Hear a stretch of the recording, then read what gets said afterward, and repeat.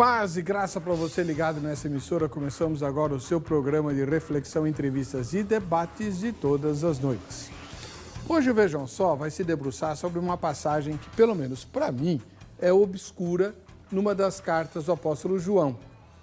O apóstolo do amor, aquele que chama a gente de filhinhos e que fala o tempo inteiro de amor, que quem não ama não conhece a Deus, que Deus é amor e tal. Lá pelas tantas, esse apóstolo diz que nós não devemos orar por um grupo de pessoas que são pecadoras. Poxa, só isso já me faz pensar. Como assim? Eu, segundo a Bíblia, não devo orar por alguma pessoa que é pecadora? Por quê? Qual o prejuízo que isso pode me causar? E que pessoa é essa? Aquela que comete pecado para a morte. Bom, o que é o pecado para a morte? Eu não sei, ele também não fala. Ele diz, pecado que é para a morte, sobre ele digo que não ore. Como assim? O que é o pecado para a morte? E como é que eu vou saber, eu, intercessor, que alguém cometeu esse pecado para não orar por essa pessoa? Essa passagem está muito estranha. Eu entendo que a gente deve orar por todo mundo. Ricos, pobres, poderosos, perseguidos, irmãos e não irmãos, por todo mundo. Deus não ama todo mundo? Por que que eu, que amo a Deus e sou invocado ou ensinado a amar a todas as pessoas, vou deixar de orar por alguém? Eu não entendi nada dessa passagem. Então, escalamos o tema. E quem entende, vem aqui para explicar. Você sabe a resposta? Eu não. Então, nos ajude a entender. Está no ar o Vejam Só.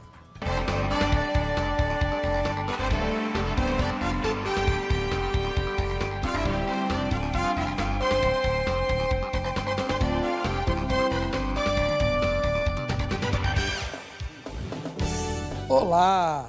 Começamos mais uma edição do programa Vejam Só, em nome da Academia Teológica da Graça de Deus, a Grade, que tem cursos novos para você. Agora, em 2018, você vai poder servir a Deus muito melhor, fazendo os cursos rápidos de 1 ou 2 módulos da Academia Teológica da Graça de Deus, a Grade.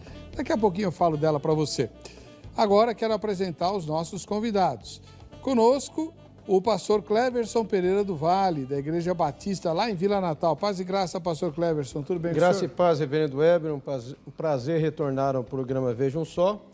Muito feliz hoje, acompanhado de um diácono da nossa igreja, o irmão José Mauro, um jovem Johnny, né?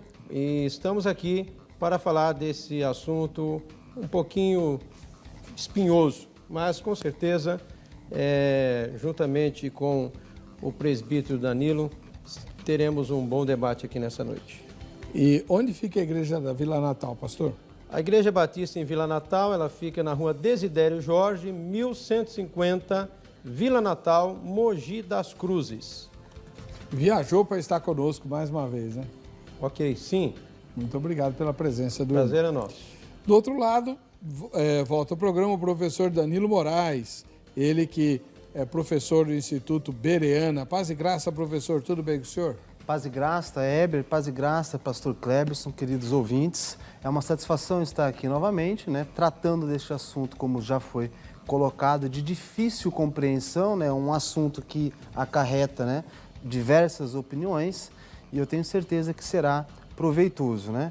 Mencionou o Instituto Bereana, eu dou aula também presencial na Faculdade Batista Livre, ali em Guarulhos, e aulas presenciais também no Seminário Batista Independente de São Paulo, aqui em São Paulo, e aulas online pelo Instituto Bereana.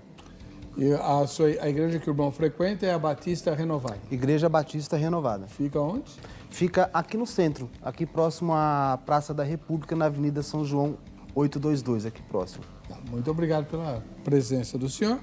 A gente vai assistir a matéria que coloca o tema em pauta. Vejam só. Hoje temos diante dos olhos um dos versículos mais difíceis do Novo Testamento. De todas as interpretações possíveis, nenhuma aparentemente consegue responder todas as perguntas sobre esse texto. O versículo que vamos ler hoje está lá na primeira epístola de João, no capítulo 5, verso 16.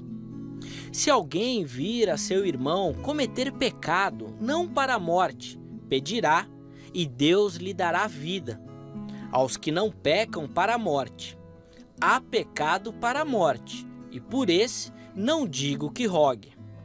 E a pergunta de hoje é a seguinte: o que é pecado para a morte?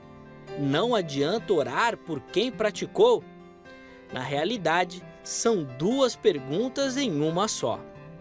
Primeiro, vamos esclarecer algumas questões sobre o contexto desse texto.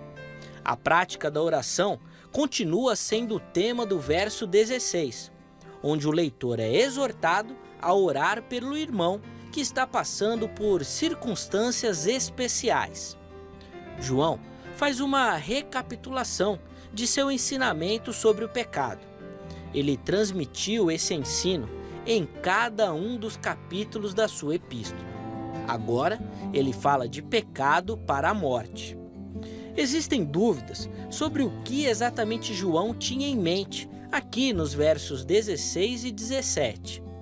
A oração deve ser feita pelo irmão que cometeu um pecado que não seja para a morte.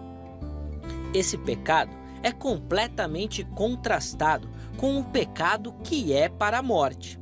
O autor deixa bem claro que não está orientando a orar nesse último caso. Um detalhe importante é que quando João escreve irmão em sua epístola, ele quer dizer um outro cristão. Sempre que um membro da comunidade cristã nota que um irmão está caindo em pecado, deve orar a Deus em favor dessa pessoa. João, então, faz uma diferença entre pecado não para a morte e pecado para a morte. Nessa passagem, ele menciona o primeiro tipo, não para a morte, 3 vezes, e o segundo tipo, para a morte, apenas uma vez. De modo implícito, fica claro que a intenção desse escrito é incentivar a oração por um pecador que comete pecado não para a morte. As controvérsias aparecem na definição de pecado para a morte. Alguns entendem que essa frase constitui a base para estabelecer a diferença entre um pecado mortal, suficientemente grave para levar à morte, e um venial, um pecado menos grave. Outros afirmam que ela se refere a pecados intencionais e não intencionais, sendo que o último é perdoável e o primeiro, aquele intencional, não. E você que nos assiste nessa noite, qual a sua opinião? O que é pecado para a morte? Não adianta orar por quem o praticou? As respostas você confere agora no Vejam Só, que já está no ar. Pastor Cleverson Pereira do Vale é um parceiro do Vejam Só já há muito tempo. Começou participando com as suas opiniões no site do programa, né? E hoje, mais uma vez, viaja para estar conosco. Pastor Cleverson, o seu apreço pelas Escrituras foi sempre muito admirado por mim, né? E pela equipe do Vejam Só. Mas essa é uma passagem complicada. Como é que o senhor entende essa história de pecado para a morte? E por que a gente não deve orar pelo pecador? Primeiro nós precisamos entender o livro de 1 João. 1 João, ele foi escrito dentro de um contexto em que João estava trabalhando contra uma heresia chamada gnosticismo. E ali, essa heresia, ela alegava que a matéria era má, o espírito bom, e com isto, tudo que o homem praticasse no corpo não influenciaria na alma. E eles tinham uma dificuldade de reconhecer a humanidade de Jesus. E não reconhecendo a humanidade de Jesus, eles negavam a divindade, negando que Jesus era 100% homem, 100% Deus. E esse pecado para a morte, que não adianta orar por quem o praticou, eu entendo, à luz desse contexto, o reverendo Weber, presbítero Danilo, que é o pecado da incredulidade. Quando nega a a humanidade de Jesus, a divindade de Jesus, negando que Jesus veio em carne. Tanto é que João, em 1 João 4, ele fala, quem é aquele que nega que o Cristo vem em carne, esse não é de Deus. Então, esse pecado que os falsos mestres difundiram na igreja, que estavam levando alguns a apostatar da fé, é o pecado da incredulidade, é o pecado para a morte. Não adianta orar, porque eles não mudam. Eles já conheceram a verdade, já ouviram, mas não querem se curvar à verdade, se curvar à cruz de Cristo. Muito obrigado, pastor Cleverson Pereira, do Vale, da Igreja Batista, lá em Vila Natal, Mogi das Cruzes, município de São Paulo. Conosco o professor Danilo Moraes, ele que é professor de teologia em várias escolas, entre elas o Instituto Bereana. E para o senhor, professor, por que a gente não deve orar por algum pecador? O que esse texto de João quer dizer? A primeira fala do pastor, ele já coloca o contexto histórico da carta de 1 João, né, denotando que havia presença de gnósticos, né?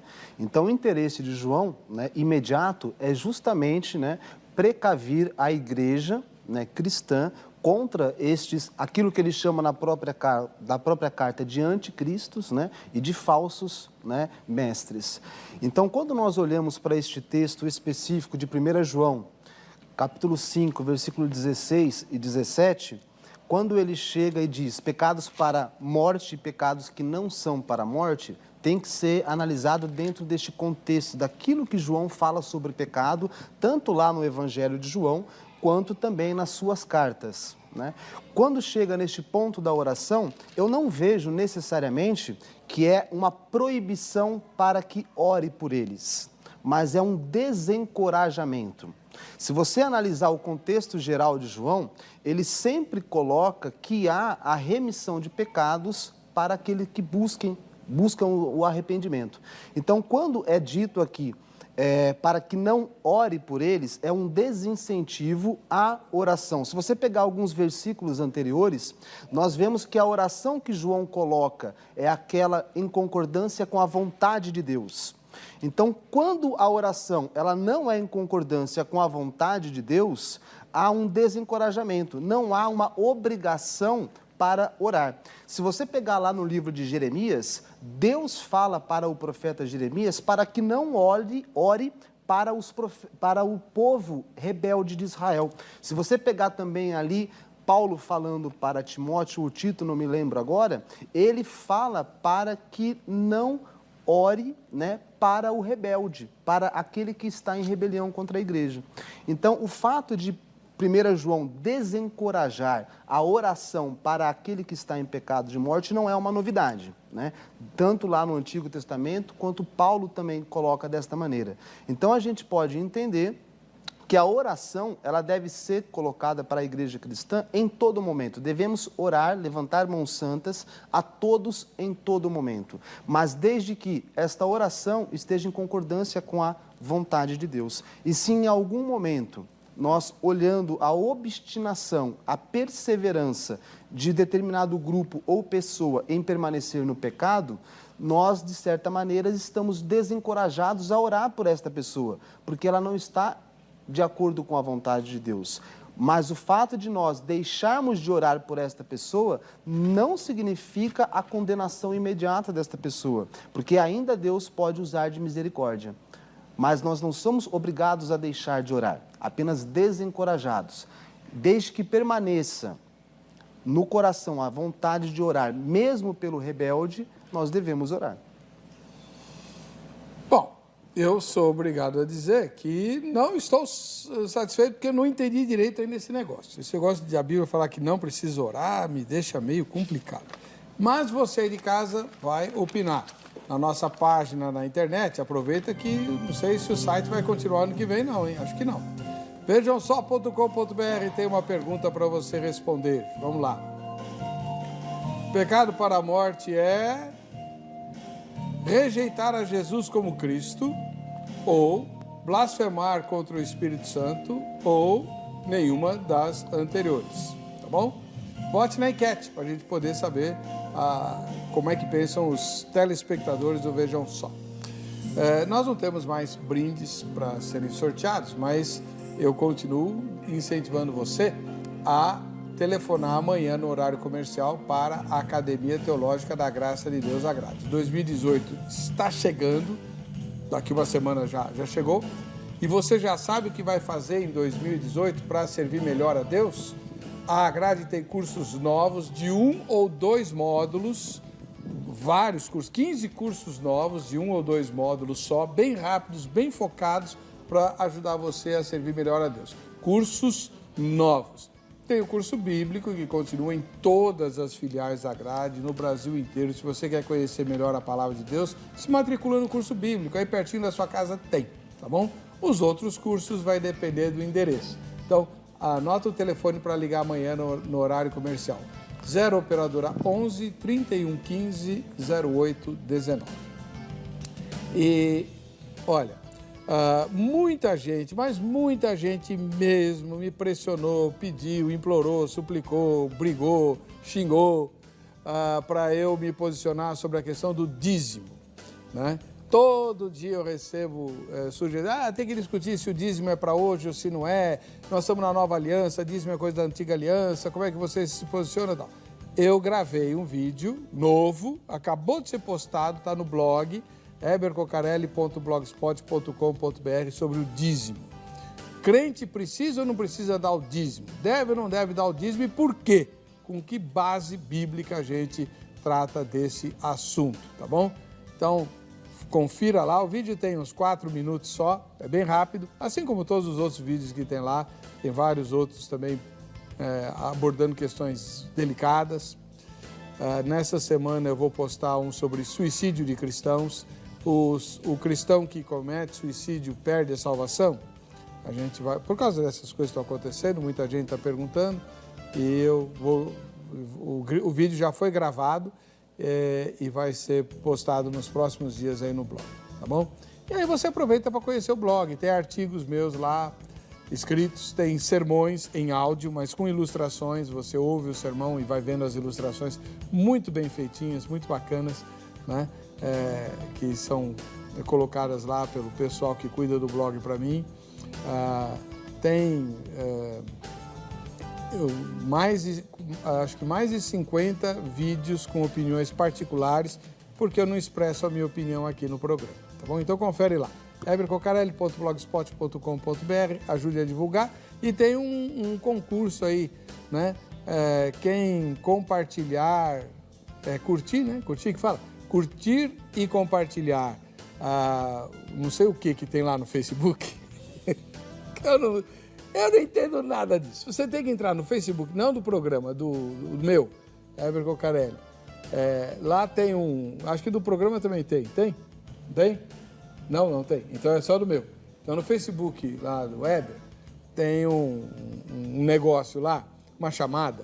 Você compartilha e curte e você no dia 25 de janeiro vai concorrer a um brinde muito especial, um livro autografado, né, da maior autoridade da América sobre crítica textual. O Dr. Wilson Paroski esteve aqui e concedeu uma entrevista fantástica, mostrando como nós podemos confiar no texto das Escrituras Sagradas. E aí, quem curtir e compartilhar está concorrendo, tá bom? A gente vai para o intervalo, volta já. Perdeu seu programa favorito? Agora você pode escolher a que horas quer assistir os conteúdos da HIT.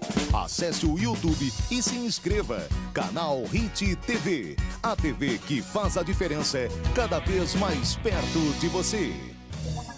Muito bem, esse momento do programa, antes de a gente falar de pecado para a morte, que eu tenho um monte de perguntas aqui para fazer, eu quero mostrar quem está vivo. São os telespectadores e as telespectadoras do Vejam Só.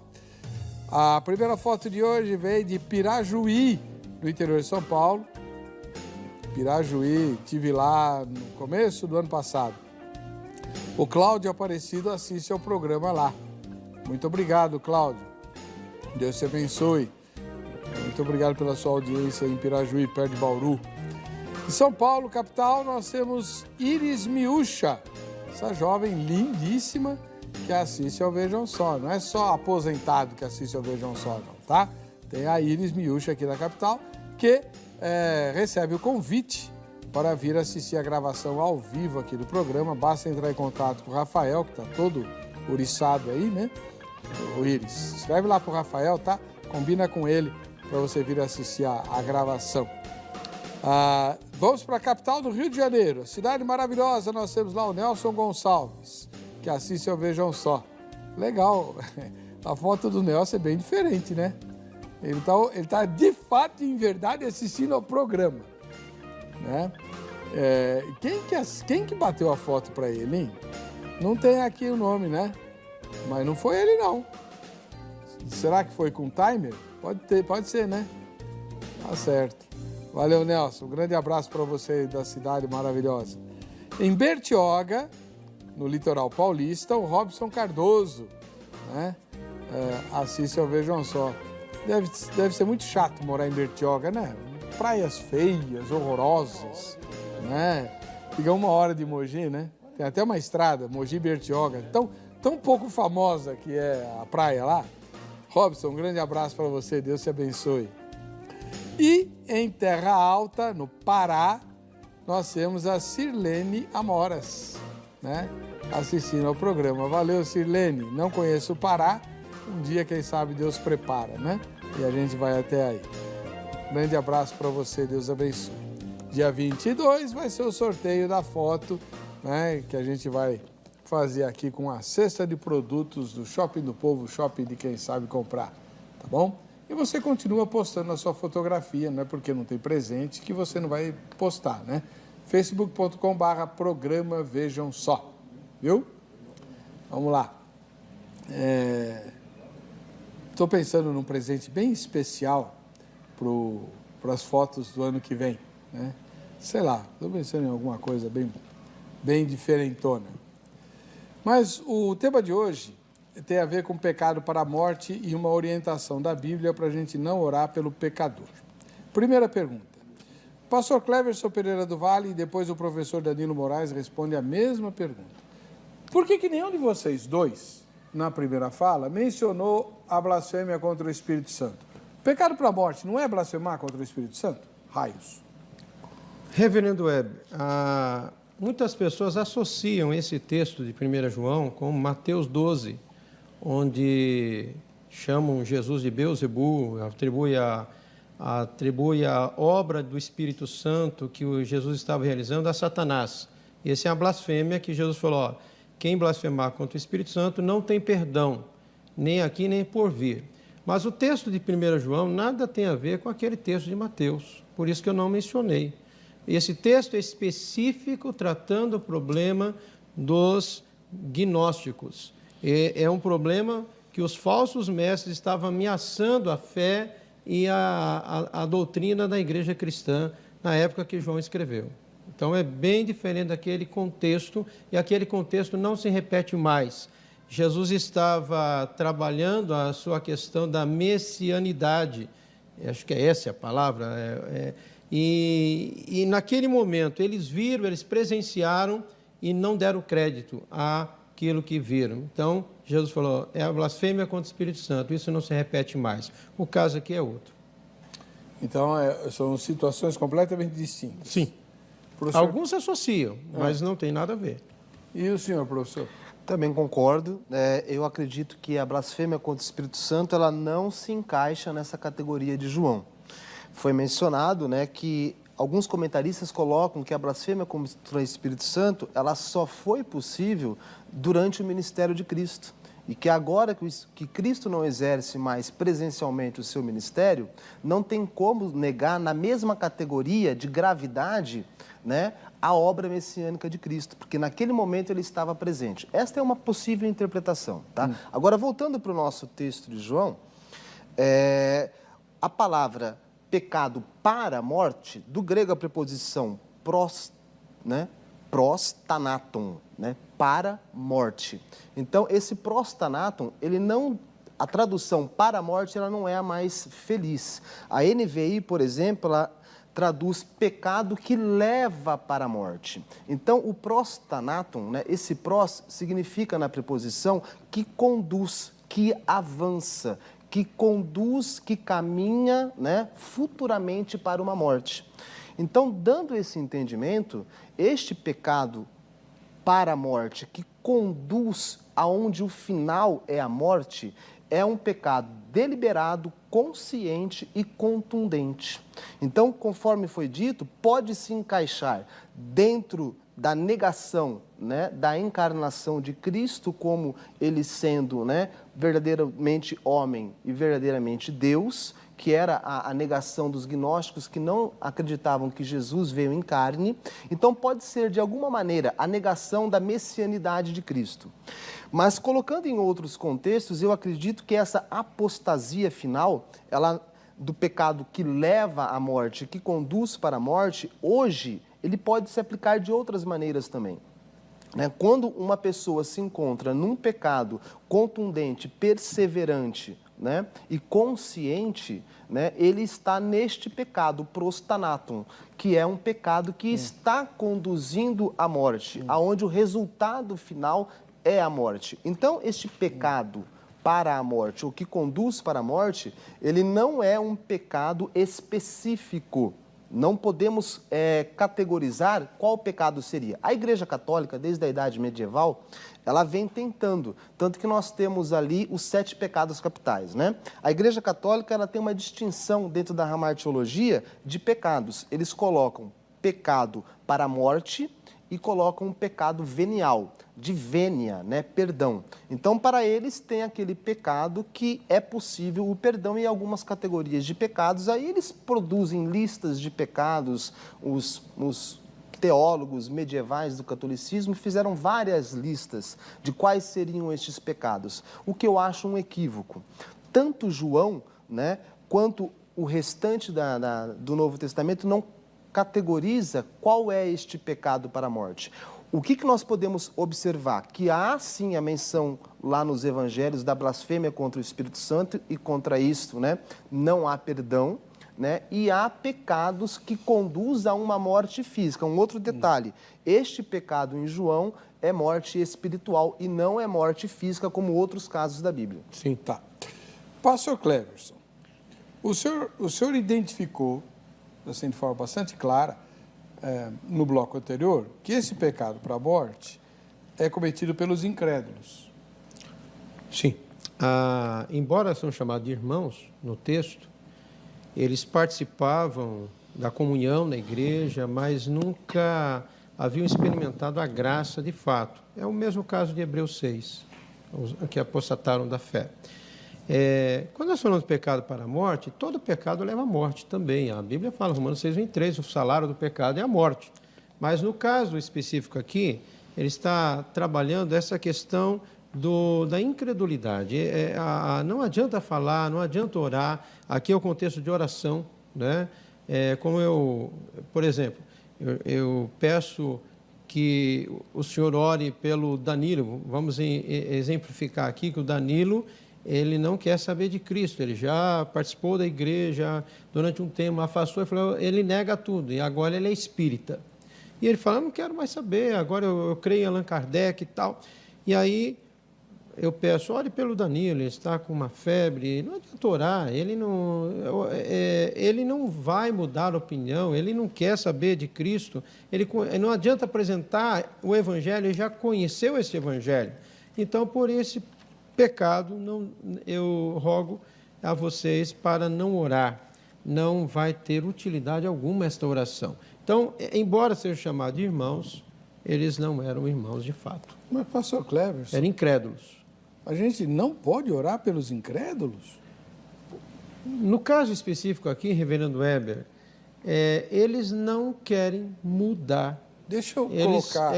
Como poderíamos aqui falar num termo mais vulgar, são cabeçudos. Eles não querem saber, eles são hereges. Tá bom. O herege acredita que está firmado na verdade, e ele não vai abrir mão dessa verdade que ele crê.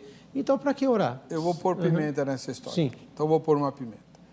Será que João está certo? Porque o apóstolo Paulo, que escreveu muito mais do que João, se não me engano, estou falando de memória, tá? Se não me engano, em 2 Timóteo, capítulo número 2, verso 24 até o 26, ele fala assim que ao servo do Senhor não convém contender, mas sim ser brando para com todos, e aí vem, instruindo com mansidão aos que resistem, a ver se porventura Deus lhes dará de novo arrependimento, aí eu não lembro quais são as palavras exatas, mas a ideia é para que voltem a enxergar, porque eles ficaram cegos por conta do diabo, né? Ué, Paulo não manda instruir, orar, trabalhar para que aquele que resiste volte? Aí João fala, não, nem adianta orar, porque ele é incrédulo mesmo. Sim, reverendo Weber, o contexto aqui, como eu falei, o contexto aqui é um contexto que eles estão pecando de forma deliberada e não querem mudança. Eles decidiram, não, a minha verdade é esta, não é esta, e não adianta insistir que eu não mudo. Então, para que orar? É nesse sentido que o João fala, por isso não digo que roque. O senhor concorda, professor? Vamos lá, em partes, né? Aquele primeira participação, o primeiro bloco, onde eu falei que Jeremias, né, não incitava a não orar, está lá em Jeremias 7,16, que era para Deus falando para Jeremias não orar pelos irmãos rebeldes. E depois lá em o mesmo Paulo que falou isto, que o irmão colocou, em Tito 3,10, ele fala para que abandone o irmão faccioso. Abandone o irmão faccioso. Então, a gente tem que perceber que existe dois tipos de pecado. Abandone não, tá? Evite. Evite ao homem faccioso, depois de uma ou outra admoestação, evita-o. Abandonar, ô irmão. Quando você evita, você, de certa maneira, abandonou também, né? Na prática, o termo polido é evite, tá, né? A prática é abandone. Tá bom. Vamos lá. Existem dois tipos de pecador.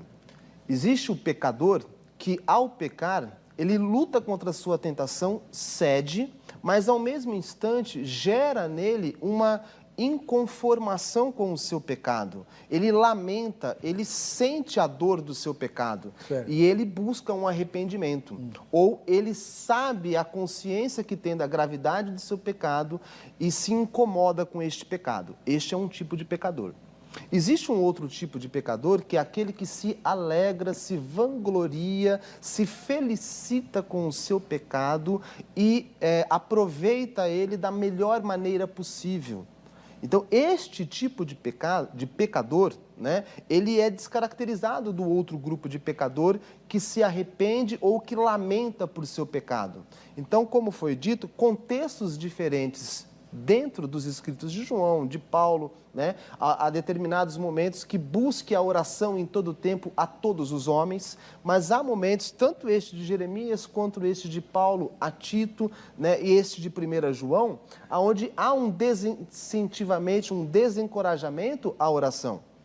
Então, nós temos que ter, né, esta realidade dentro da palavra de Deus.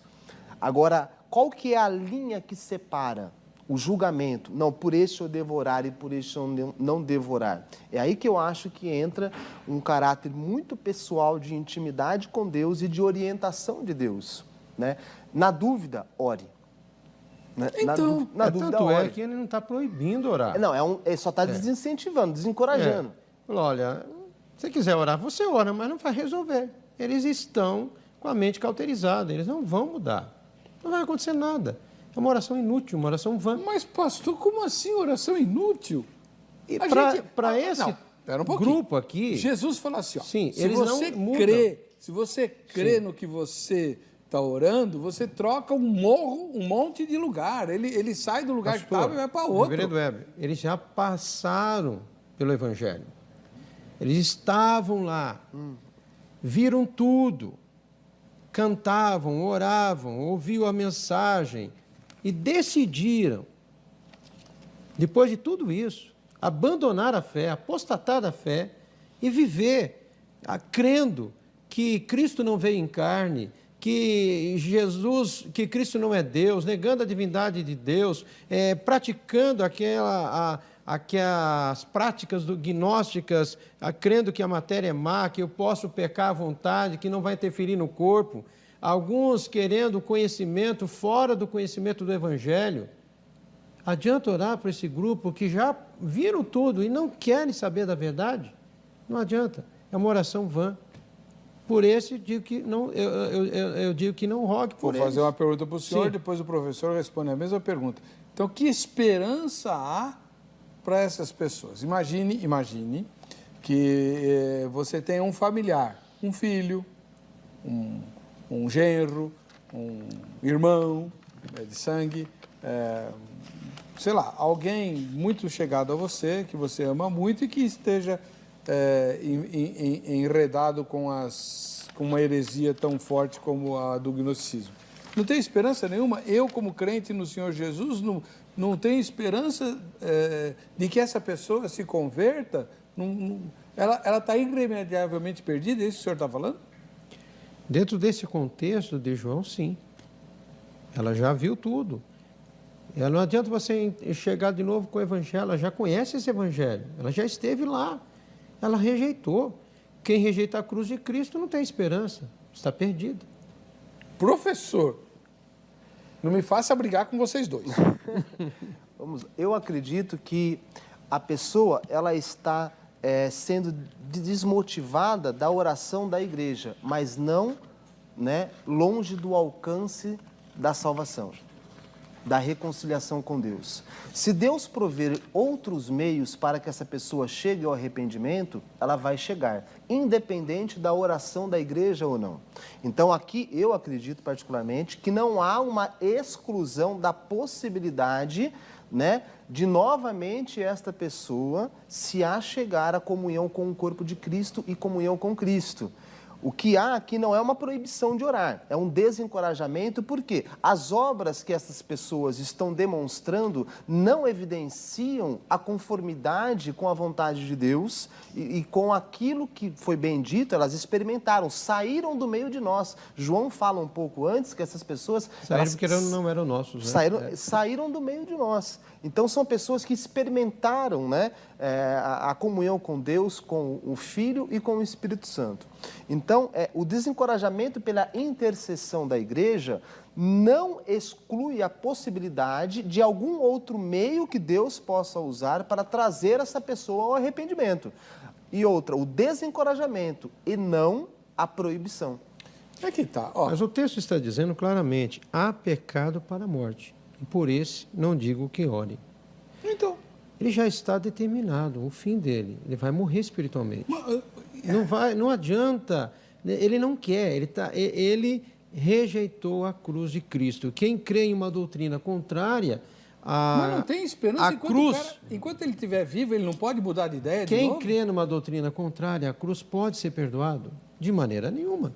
Não, ele rejeitou a cruz. Não, pastor, a própria pessoa não acredita na única solução divina, que é o sacrifício de Cristo. Mas é que está, pastor. Ele acredita em um conhecimento místico, alguma coisa fora de Cristo. Tanto é que o texto de 1 João fala o conhecimento de Deus, conhecimento através de Cristo. E eles rejeitaram isso. Eu não estou negando isso, pastor. Sim. Não é isso, não. Enquanto ele estiver assim, ele está perdido, como qualquer outro ímpio. O que eu estou questionando não existe esperança dessa pessoa voltar a se arrepender e a voltar a crer em Cristo? Quer dizer, ela está irremediavelmente perdida, ela se condenou em vida. A ideia de que até o último suspiro, como a gente aprendeu lá no Ladrão da Cruz, é uma ideia ruim, errada? Isso o senhor está conjecturando, né? Pode haver uma esperança. Eu estou falando dentro do texto. Eu estou falando dentro do texto. Então a Bíblia está ensinando que se a não há pessoa enveredar esperança pela heresia, acabou. Segundo esse texto, não há esperança para esse tipo de pecado para a morte. Se a pessoa morrer nessa condição, está perdida. Não, lógico. Como qualquer ímpio. Eu quero dizer o seguinte, quando o senhor fala não tem esperança, não tem esperança que ela mude de ideia? É difícil mudar, hein? É complicado. Mas o que se ela já passou lá e rejeitou, complicado ela mudar. Professor. É complicado. Nesse ponto eu discordo. Eu acredito que não há uma predestinação para a perdição. Então, nesse estado, como a construção do grego, a sintaxe aqui da palavra está prostanatum, que conduz à salvação, ela pode estar nesse estado de condenação, né? Mas a condenação, né, ela é no final, né? É no estado final, eterna, né? A condenação eterna, ela é no estado final. Então, eu acredito, né, que esta pessoa, por mais que ela tenha saído, que ela tenha negado a Cristo dentro dos seus atributos humanos, dos seus atributos divinos, tenha negado a cruz, tenha negado a oferta da salvação, eu acredito que ainda podemos orar por essas pessoas, mesmo estando desencorajados, em virtude das obras que esta pessoa vem apresentando. É papel nosso interceder, né? Mas aí está dizendo que é para não orar? Não é que não é para não orar, é desencorajado. Mas por que João desencoraja? Eu vou colocar um... João desencoraja porque as obras que eles estão apresentando não condiz com a vontade de Deus. Se você pegar no versículo anterior, ele lá no 14... fala assim, esta é a confiança que temos ao nos aproximarmos de Deus. Se perdimos alguma coisa de acordo com a sua vontade. Então, a oração que Deus ouve é aquela que está de acordo com a vontade de Deus. Então, veja que é um versículo anterior. João fala que a oração é de acordo com a vontade de Deus. Depois ele fala para não orar. Por quê? Porque este tipo de comportamento deste grupo não está de acordo com a vontade de Deus. Então, é desencorajado Então, eu vou colocar uma situação real aqui. Eu já vi pessoas que saíram de grupos heréticos e entregaram a vida a Cristo. Mas eu nunca vi pessoas que participaram da igreja e se tornaram hereges voltar. Eu, pessoalmente, nunca vi. Particular. Eu já vi o contrário. Pessoas que estavam lá se converteram. Mas pessoas que já aparentemente eram convertidas, que não eram, claro, se fossem, não tinham saído. Como João fala, saíram porque não eram dos nossos. Está dizendo, recomendando, não ore. Eles não querem saber. Bom, no próximo bloco, olha só o que nós vamos discutir no próximo bloco. Como é que se aplica esse texto hoje? E eu quero colocar duas situações. Uma histórica, real, aconteceu este ano aqui. A esposa de um pastor, a jovem esposa de um pastor, pediu o divórcio porque ele não quis acompanhá-la. Ela foi, durante 1 ano e meio, discipulada por um integrante de uma seita que nega que Jesus seja filho de Deus, filho de Jeová. Então, Jesus não é filho de Jeová, porque Jeová é único, não tem outro. Então, uma integrante, essa moça foi discipulada por um colega de trabalho dessa seita e saiu, então, da igreja. E como ele não quis acompanhá-la, o pastor, hein? Ela pediu divórcio porque lá é assim, não pode, se teus familiares não seguem a seita, você despreza os familiares e tal. Isso aconteceu esse ano. Quer dizer que esse pastor que pirou, né, não deve nem orar pela esposa? Chega na igreja e fala assim, olha, infelizmente a gente vai ter que tirar do rol aqui a minha esposa, porque ela, né, foi para a seita lá, que não aceita Jesus como Salvador. Mas nós não vamos nem orar por ela, porque João manda não orar. É isso que João está ensinando. Segunda coisa. Vocês falaram aqui sobre pecado, acho que foi o senhor que falou, né? O senhor falou sobre pecado que conduz à morte e tal, então por isso eu não digo que ore. Então, quer dizer que a pessoa é traficante. O traficante conduz à morte em todos os sentidos. Em todos. Ele conduz à morte. Não adianta orar pelos traficantes. O senhor falou também de pecados continuados e conscientes. Então, alguém que seja amante de uma pessoa casada, né? Alguém que seja amante, tanto homem quanto mulher, amante de uma pessoa casada, é o pecado continuado. Nós não estamos falando de um episódio de adultério, ela é amante. Então, essa também não é para orar pelos amantes, aí para que eles larguem a amante. A esposa que faz campanha na igreja para o marido largar a amante e ficar só com ela, não adianta orar. João está ensinando que não adianta orar. É isso que vocês estão ensinando aqui? No próximo bloco. Quer saber em primeira mão as novidades do seu programa favorito? Então fique de olho no nosso Instagram. Agora, além de assistir os programas pelo YouTube, você confere tudo o que vai rolar na nossa programação.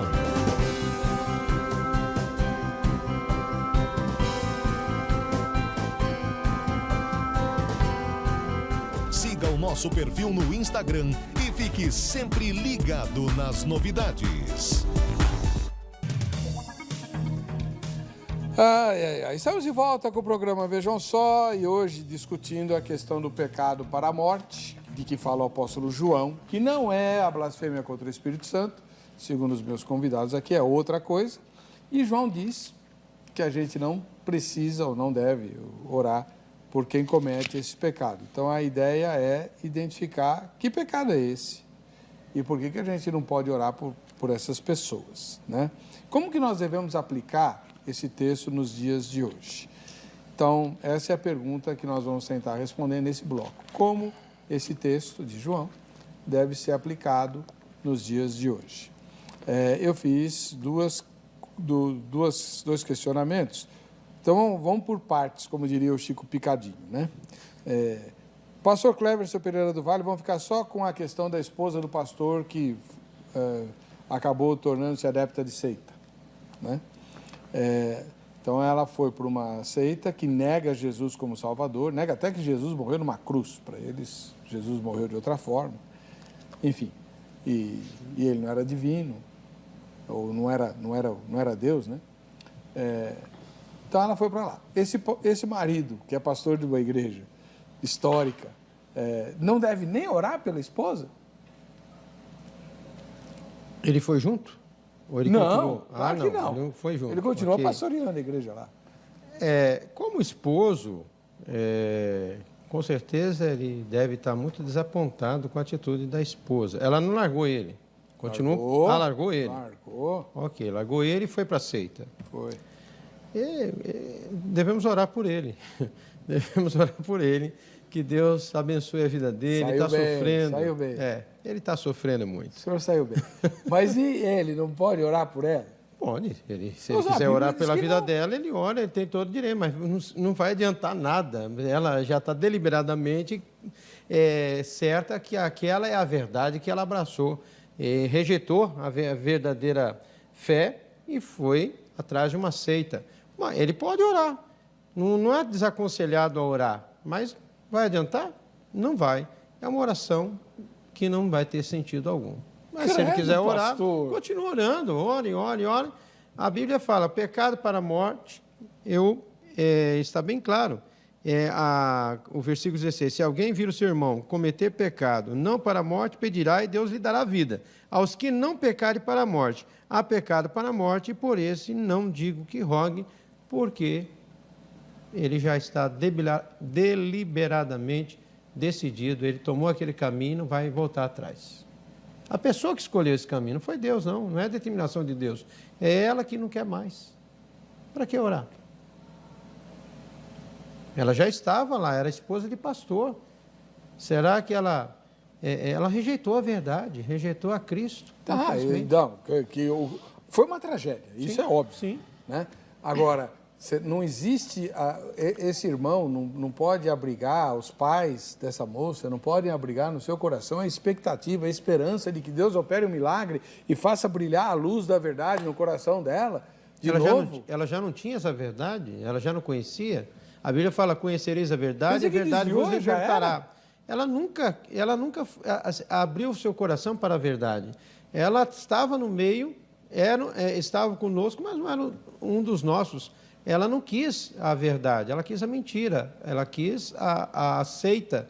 E aí está determinado o caminho que ela escolheu. Professor, o senhor tem origem pentecostal, segundo a conversa que a gente teve aqui, né? O senhor já passou por várias igrejas pentecostais. E uma das coisas que caracteriza o movimento pentecostal é a existência de vários desviados, que inclusive voltam e tal. Então o senhor está acostumado a lidar com desviado, né? O pastor Cleverson não quer nem saber. A mulher já não de conhecimento, não somente dentro do movimento pentecostal, mas dentro de igrejas reformadas também. Claro, sim. Eu tenho conhecimento de testemunhos de pessoas, tanto de igrejas reformadas, né, que acredito que não se perde a salvação, como que de igrejas pentecostais. Pessoas que, por algum motivo, dentro de uma linha de pecado, se afastaram da igreja, viveram como filho pródigo, né, dissolutamente na sua vida de pecado, e que eu creio que, por intercessão, né, das pessoas que estavam próximas, né? E pela obra do Espírito Santo que convence da justiça, do juízo e do pecado, essas pessoas retornaram. Eu creio desta maneira. E esta experiência de conhecimento não é só do meio pentecostal, né? Pessoas que ficam na igreja durante anos, até dentro do ministério, em igrejas pentecostais que abandonam, voltam para uma vida de perdição, acontece da mesma maneira em igrejas reformadas, né? Eu fiz pós-especialização dentro de igreja, de seminários reformados, né? Os bacharéis foram em seminários pentecostais. E as outras graduações foram tudo em escolas reformadas. E testemunhando com professores, com colegas de classe, essa era uma prática comum também. Então, não é só a igreja pentecostal que presencia este abandono, né, da fé, né? A diferença é que para os pentecostais este era salvo, perdeu e voltou a ser salvo. Agora, para a igreja reformada, se saiu, nunca foi salvo, né? Independente dos testemunhos e das obras e das evidências que demonstrou durante todos estes anos na fé cristã. Tá. Essa é um posicionamento. Agora, quanto a mulher que foi para a seita, o traficante, todos aqueles pontos... Não, só por enquanto só a mulher que foi para a seita. Tem esperança para ela? Tem. E eu acredito que o marido deve continuar orando e convidando a igreja para orar por ela. Eu já presenciei, já participei, né, de testemunhos, né, próximos de pessoas que viveram desta maneira. Não necessariamente tem que ser envolvimento num movimento sectário. Não necessariamente. Não, é porque, como vocês falaram dos gnósticos... Sim, então, era uma seita, né? Era uma religião. Na verdade, não era uma religião. Os gnósticos eram uma espécie de parasitas, né? O gnosticismo precisava de uma religião para parasitar essa religião. Ok. Então, por isso eu peguei o exemplo dessa moça. Então, esse moço está lá orando pela ex-esposa, clamando, fazendo jejum, campanha e tal. Aí, o pastor Cleverson fala com ele: não, meu irmão, para com isso, segue tua vida, porque ela não tem mais jeito. O senhor falaria a mesma coisa? Não, eu não falo assim. Falou pastor. assim? Não, eu não falo assim para a pessoa.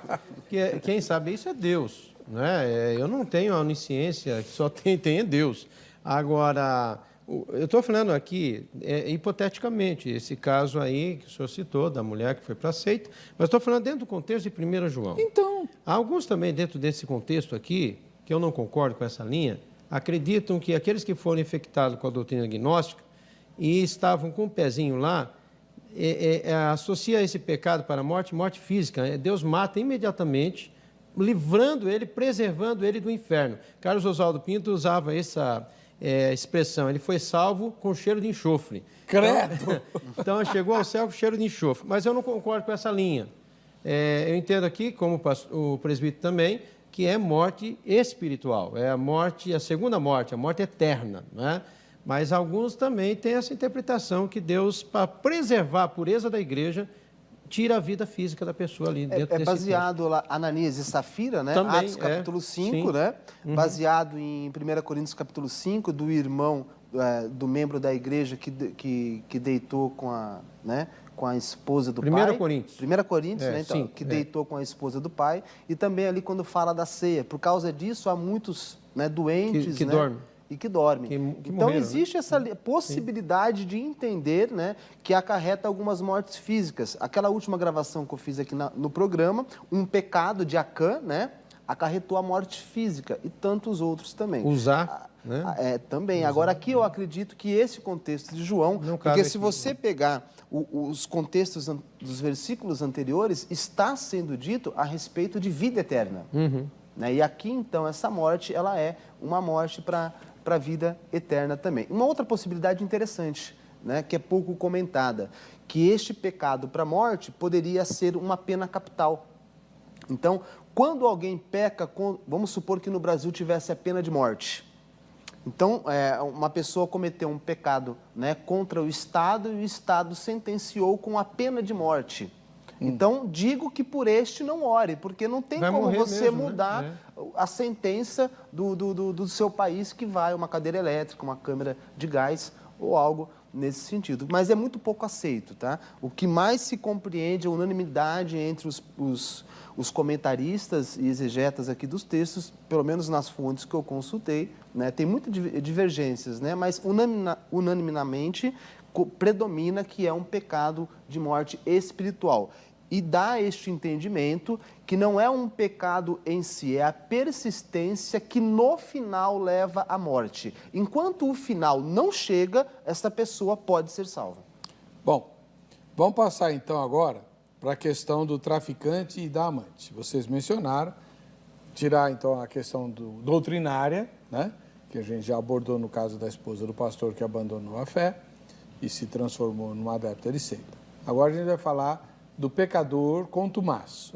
A pessoa sabe que está em pecado, mas continua praticando continuamente. O traficante ou a amante, ou o amante, né?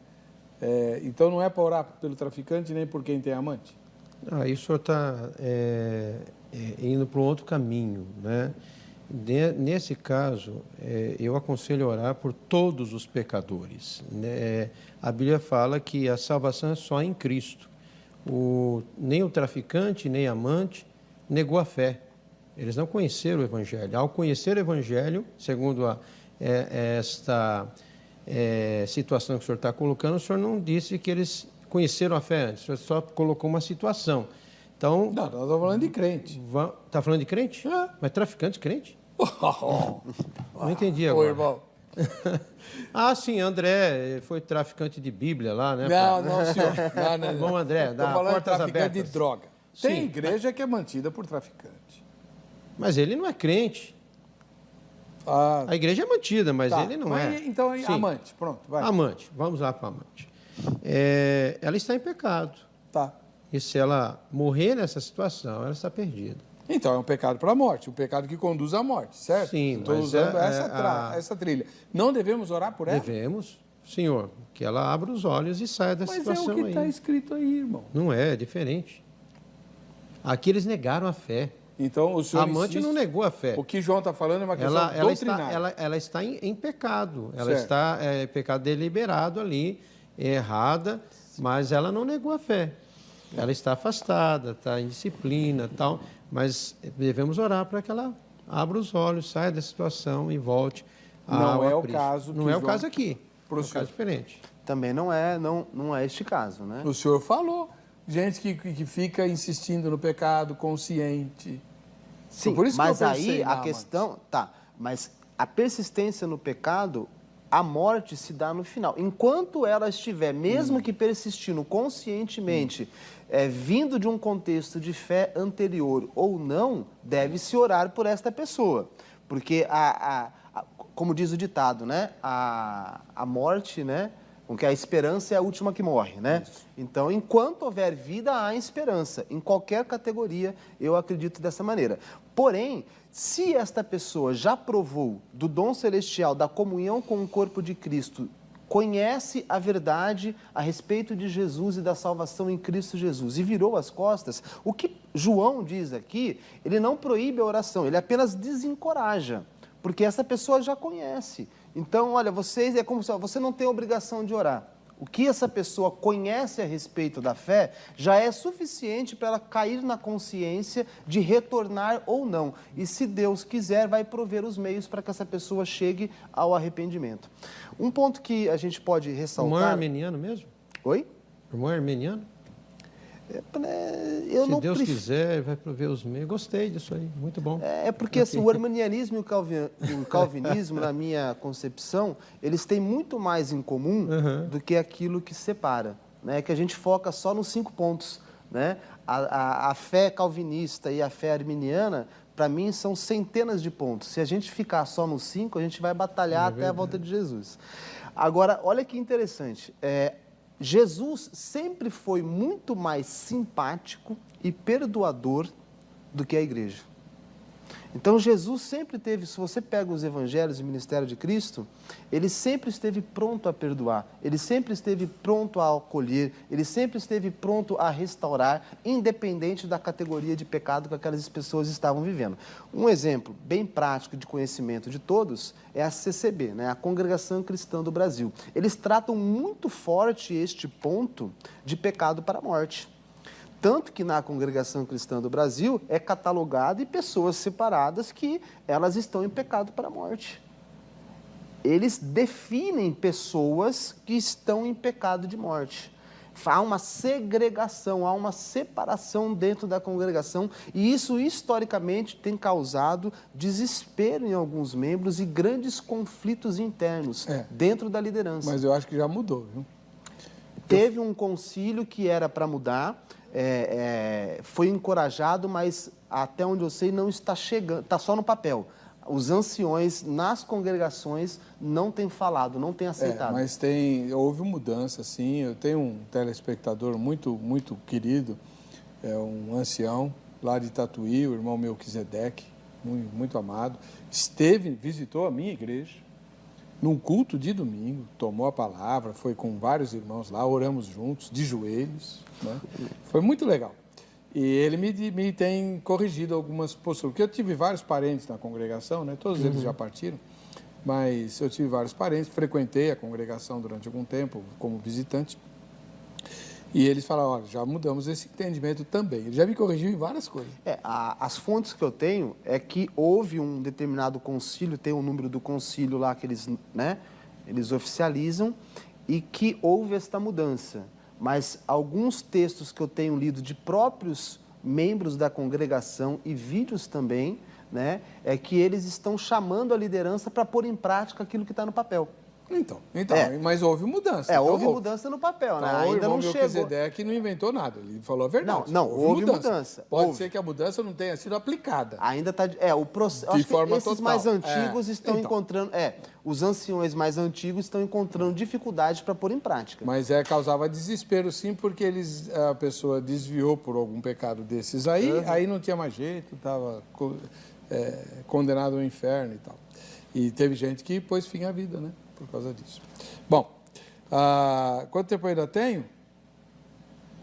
Pastor Cleverson, bem rapidinho, como é que eu aplico esse texto hoje?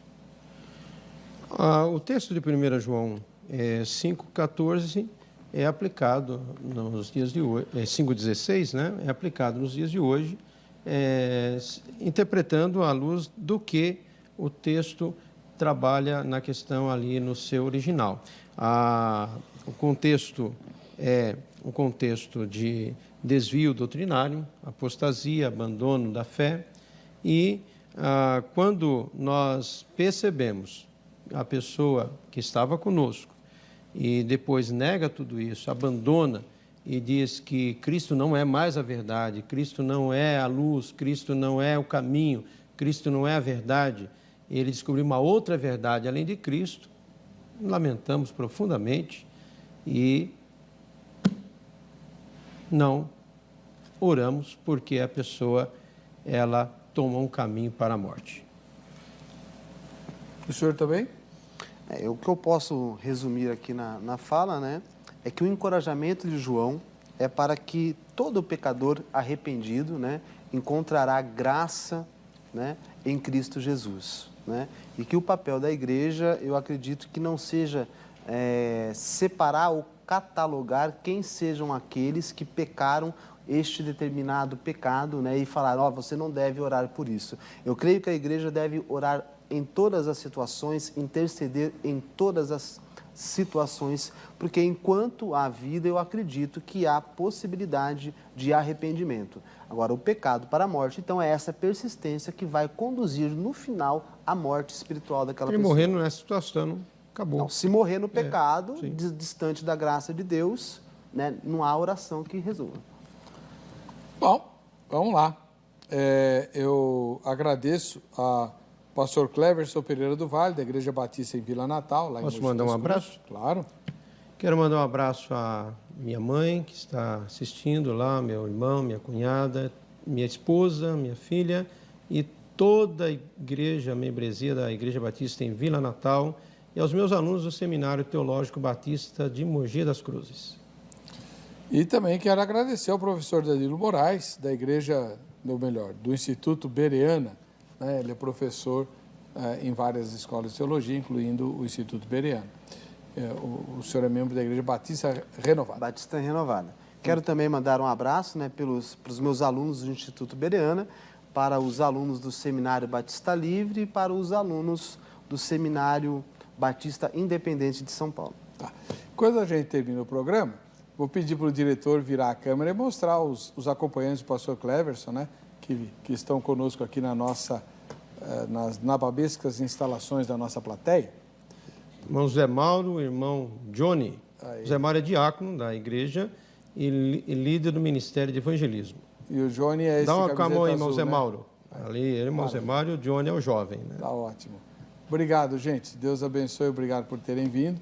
Sejam sempre muito bem-vindos, né? A gente vai terminar o programa agora e nos veremos, se Deus quiser, no próximo Vejam Só. Até lá.